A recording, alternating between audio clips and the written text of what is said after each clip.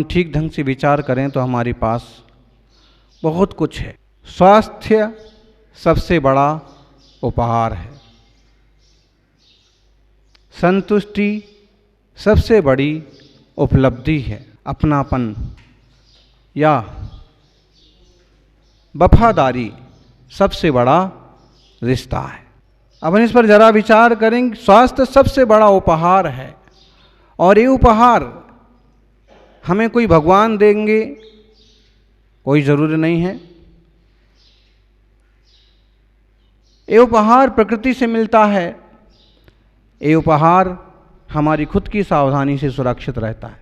स्वास्थ्य सबसे बड़ा उपहार है आपका अपने लिए, आपका अपने परिवार के लिए। स्वास्थ्य सबसे बड़ा उपहार है।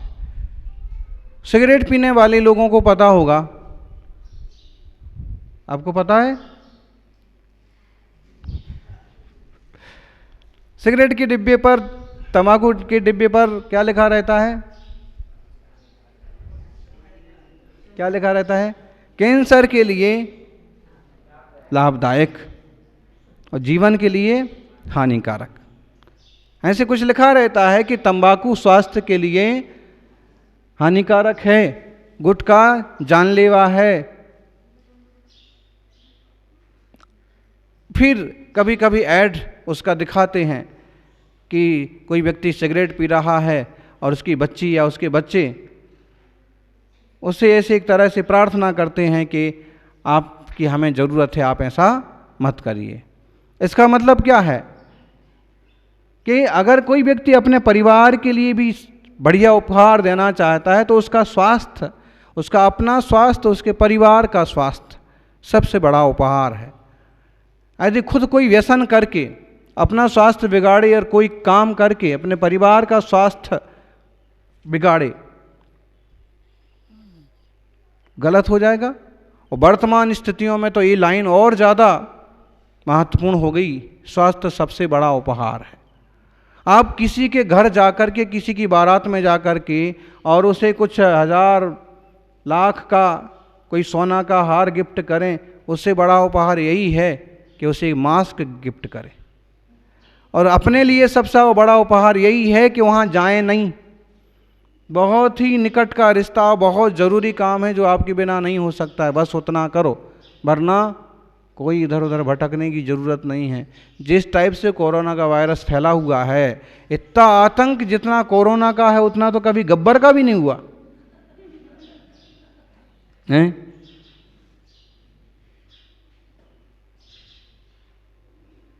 और अगर किसी आदमी का आतंक हो तो किसी ढंग से रोका जा सकता है, ख़त्म किया जा सकता है। लेकिन कोई कीटाणु हो, कोई वायरस हो और आँख से भी ना दिखे तो फिर क्या हो? ऐसे में स्वास्थ्य सबसे बड़ा उपहार है आपका अपने लिए, समाज के लिए, परिवार के लिए, देश के लिए। बड़ी सतर्कता की ज़रूरत है। आज कुछ हमारे सामने ऐसे नाम आए हैं कि जो बड़े अच्छे श्रावक हैं, श्रावक रहे हैं और आज कोरोना के झंझट से जूझ रहे हैं। अब बेसमझदार श्रावक कहीं किसी के यहाँ बीमारी लेने तो गए नहीं होंगे और ना उनने किसी ढंग से बीमारी को निमंत्रित किया होगा, लेकिन उन्हें ही पता नहीं है कि सब चीज़ कहाँ से चालू हो गई है। और आज पूरा परिवार विकल्प में पड़ा हुआ है, टेंशन में पड़ा हुआ है। इसका मतलब है कि हमें पता नहीं पड़ रहा है कि वायरस का दुश्मन कहाँ से आ रहा है और किसके माध्यम से आ जाएगा। और इसकी तो ये स्थिति है कि 14 दिन बाद मालूम पड़े कि आपको कोई बीमारी है भी, और तब तक स्थितियाँ काफ़ी गंभीर हो जाती हैं। क्योंकि ढेर सारे लोग इससे बच भी जाते हैं, लेकिन समझदारी इसी में है बहुत विवेकपूर्वक प्रवृत्ति करें।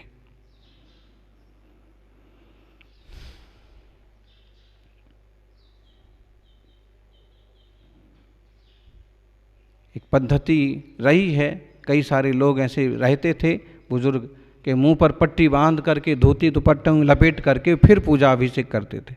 आड़ देते वक्त भी कपड़े की आड़ कर लेते थे। और वो पद्धति इसी तरह किसी ढंग से पैदा हुई होगी। एक संप्रदाय भी है जिसमें मुख पट्टी लगाते हैं, वो भी इसी ढंग से कोई कारण से पैदा हुई होगी। और वर्तमान में तो ये बहुत ज़रूरी हो गया है, खुद के बचाव के लिए भी, औरों के बचाव के लिए भी। स्वास्थ्य, शारीरिक स्वास्थ्य, वह भी उपहार है, अपने लिए भी औरों के लिए भी। अंतरंग स्वास्थ्य तो बहुत ज़रूरी है। अंतरंग प्रसन्न भाव होना, शांत भाव होना, स्वस्वरूप में स्थिरता होना, निष्कषाय वृत्ति होना, ये जो अंतरंग स्वास्थ्य है ये तो बहुत बहुत भाग्यशाली जीवों को उपलब्ध होता है। लेकिन यदि बहिरंग स्वास्थ्य भी बनाए रखें तो भी कम बुद्धिमानी की बात नहीं है। स्वास्थ्य सबसे बड़ा उपहार है। दान देना चाहते हैं तो औसत दान दीजिए, कुछ करवाना चाहते तो कोई हॉस्पिटल जैसा कुछ खुलवाइए जो सामान्य लोगों को भी काम आए। इन वर्तमान की परिस्थितियों में हैं कुछ लोग जो औषधियाँ बांट रहे हैं, मास्क बांट रहे हैं, सैनिटाइज़र बांट रहे हैं। और स्थिति ये हो गई कि सैनिटाइज़र मतलब क्या? हाथ साफ करने की कोई चीज़, नींबू पानी भी हो सकता है, सिकाकाई का पानी भी हो सकता है, गर्म पानी भी हो सकता है, नीम का पानी भी हो सकता है, सैनिटाइज़र है। स्थिति ये हो गई कि सैनिटाइज़र से हाथ धोते धोते जो धन की रेखा है वो भी घिस गई, दुकानें बंद हो गई और हाथ धोते धोते धन की रेखा घिसी जा रही है। और यदि हाथ धोना बंद कर दें तो आयु की रेखा जो है, हाथ सैनिटाइजर इस टाइप से सामान बंद कर दें तो आयु की रेखा खत्म हो जाएगी। हैं, बाजारों में भीड़ देखो तो ऐसे लगता है कि कहीं कोई कोरोना है ही नहीं, और जब टीवी पर उसके विज्ञापन, उसकी खबरें सुनो तो ऐसे मालूम पड़ता है कि बात पता नहीं दुनिया में कोई बचेगा भी की। स्थितियां ऐसी हैं।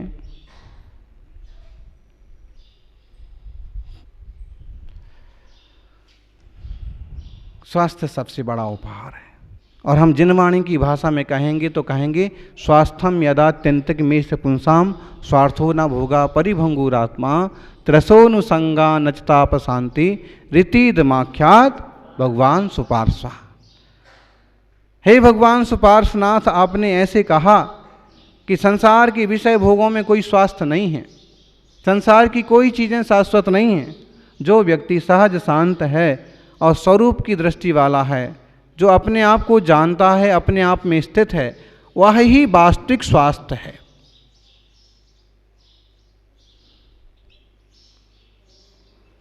स्वास्थ्य सबसे बड़ा उपहार है। संतुष्टि सबसे बड़ी उपलब्धि है। जो कुछ मिला है उसमें संतुष्ट होना, उतने की तो संतुष्टि रखो। हैं, कई बार आधी छोड़ पूरी को धावे और ना आधी पावे और ना पूरी पावे, ऐसा होता है। जो ज़्यादा असंतुष्ट टाइप के व्यक्ति होते हैं वो थोड़ी चीज़ छोड़ करके ज़्यादा को नहीं। हैं, आपके पास कोई जूस लेकर के आया लेकिन वो आधा ही गिलास था, आपने कहा नहीं लेना, ठीक है, वो लेके चले गए। फिर आप इंतज़ार कर रहे थे कि कोई पूरा गिलास भर के लाएगा।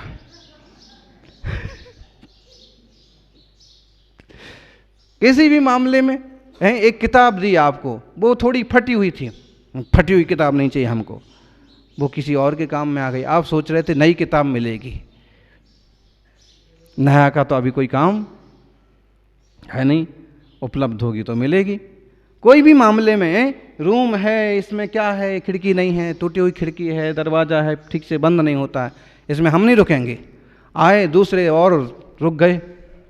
अब आप बाहर बैठे हो, आप सोच रहे थे कोई अच्छा कमरा मिलेगा,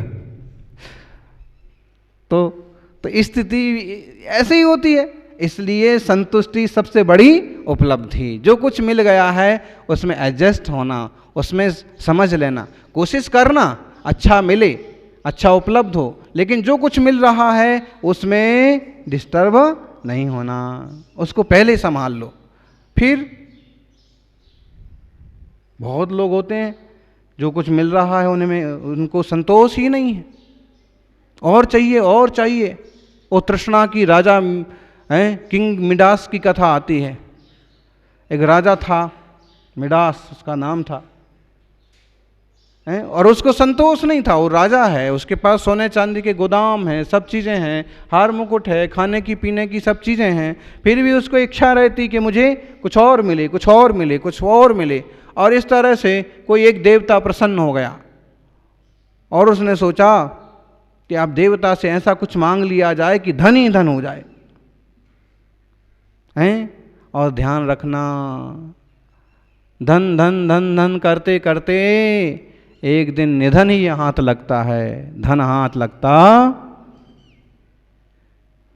और धन भी ईंधन बन जाता है।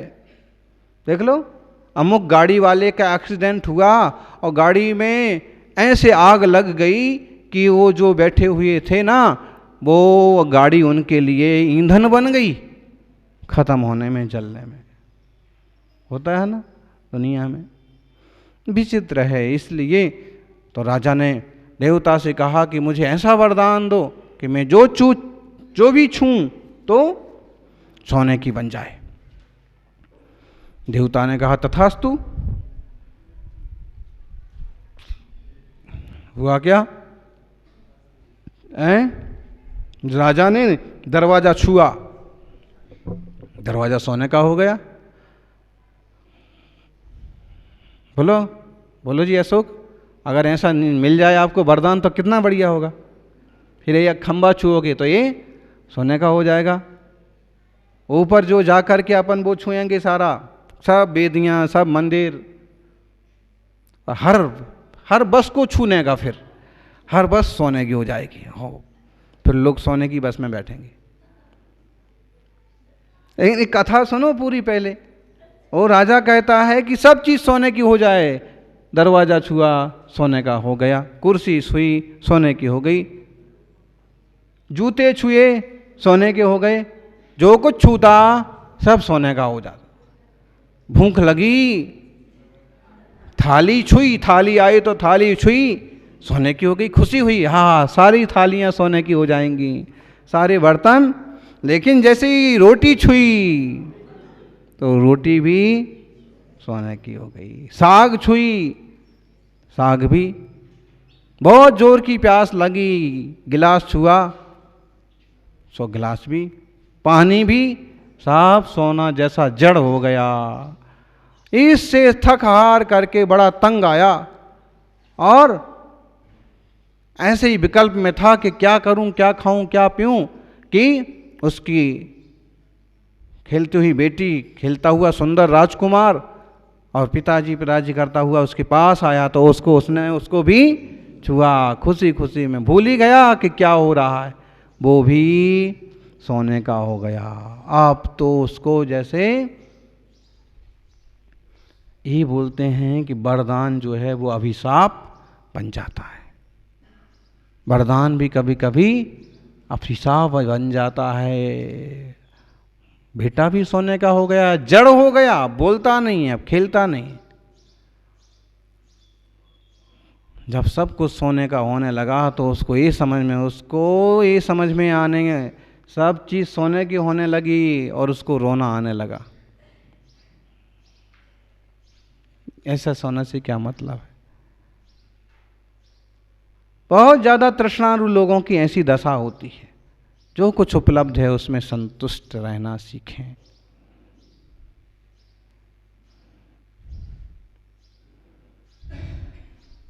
हैं तो संतुष्टि सबसे बड़ी उपलब्धि है।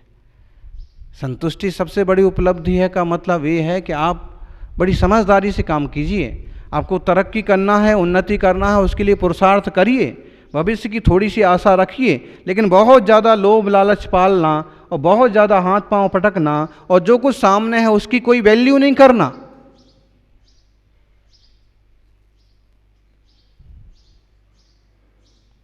ऐसा नहीं। मुस्कुराहट सबसे बड़ी ताकत है, दौलत है। हमेशा मुस्कुराइए।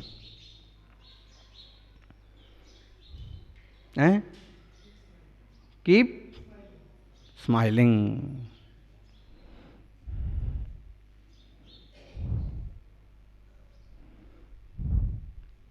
कीप स्माइलिंग की स्मेलिंग।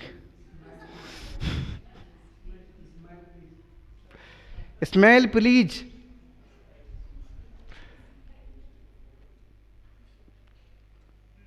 गड़बड़ हो जाएगा, स्मेल तो कोई नहीं चाहता।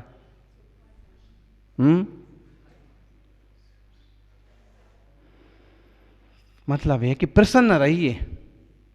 मुस्कुराहट का मतलब है सहज रहिए, प्रसन्न रहिए। ऐसे बहुत ज़्यादा बोझ पड़ गया हो सिर पर, बहुत ज़्यादा टेंशन हो, इस टाइप से रहने की ज़रूरत नहीं है। टेंशन नहीं, अटेंशन रहना सीखो।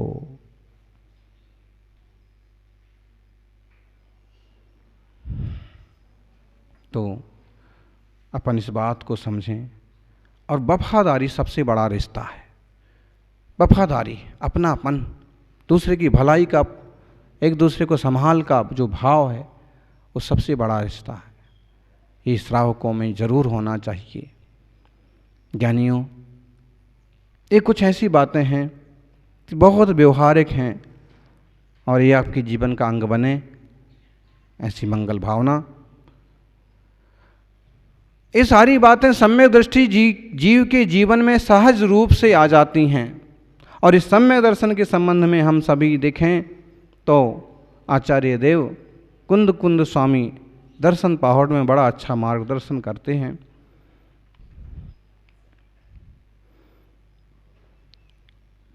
दंसन मूलो धम्मो उबेठो जिणवरी ही शिष्याणम तम सोण सकर्णे दंसनहीन ओणा बंदिव्यो। जो धर्म का मूल है वो सम्यक दर्शन है, श्रद्धा है, आत्मरुचि है। तो आत्मरुचि, आत्मश्रद्धा जरूर होना चाहिए। उसी बात को थोड़ा आगे बढ़ाया है। दंसन भट्टा भट्टा दंसन भट्ट शरणत्थि निब्बाणम सिद्धंति चरिय भट्टा दंसन भट्टा न सिद्धंति। काफी गंभीर बात है ये। 3 नंबर की ये गाथा दर्शन पाहुट की, और इसका दंसन भट्टा भट्टा वाला पद जो है ना, बहुत सारे पंडितों को याद होता है।